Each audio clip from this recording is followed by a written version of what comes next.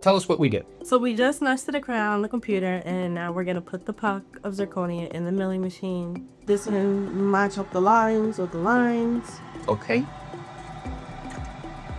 Oh, cool. Just tight. Because it's very fragile. Close here. So we'll click this at the top, tools. So. And these are our zirconia. Our zirconia is the 3, 4, 5, and 6 tools, I believe. We're gonna go to open so we can open up the file we just nested. You could go by the date. So what's today? That one, the crown. Yep. All right, so we got the file open. Everything's closed. We're good. We're gonna press it. One thing that I noticed about zirconia in the unsintered state is very soft. Yes. It's like chalk. Yeah. And so I kind of like to make sure that everything is running smoothly before I walk away from the mill. All right, so we're finished milling. Sky's putting her gloves on because the zirconia dust like dries out your hands, right? Dries out your hands. So, and of course she's gonna put on her suction. You could put on the suction there, so that dust doesn't get.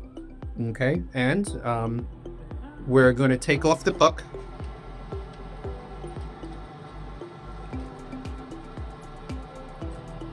All right.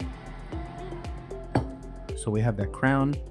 You know, one thing I also want to point out is that the connectors in that crown do not go on the heights of contour in the interproximal areas, Right. because that will affect your contacts. I want you to show people what burr you're using to cut out. So I'm using this one recently. And this is something that we got, I think, from Harvest Dental.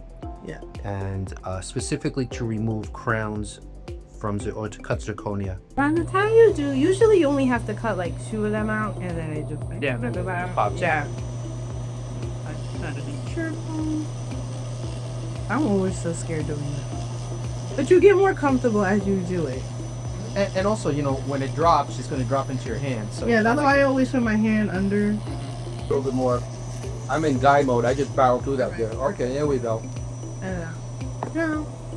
And then we'll use the same burr to smooth them out a little bit. Okay. So you can see her There. connected, one in the back. So we'll just use this to smoke it out.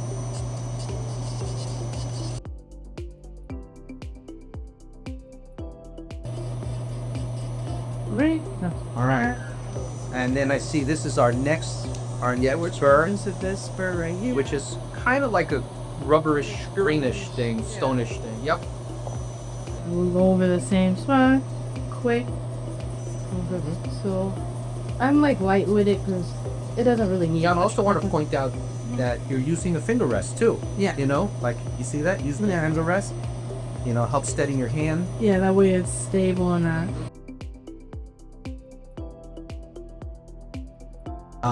Yeah, you get that dusty zirconia dust. Just clean out the inside, which there's nothing.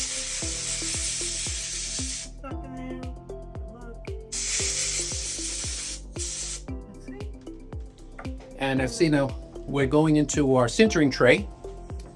Now tell us how you orient it in the sintering tray. So you don't want anything to touch each other, and you want to put it with the occlusal side down inside the beads. So you don't want the margins in the beads. Yeah, because Got it. when you take it out, these beads will be all cooked to it. Okay, Yeah. cool. Oh. So we're opening our sintering oven. Of course, we want to make sure it's not hot in there, Yeah, I should have. right? You're right. Now we have our sintering oven already programmed. Program it. So we are going to select the proper program and hit start. Now these are 5 crowns. We know what kind of.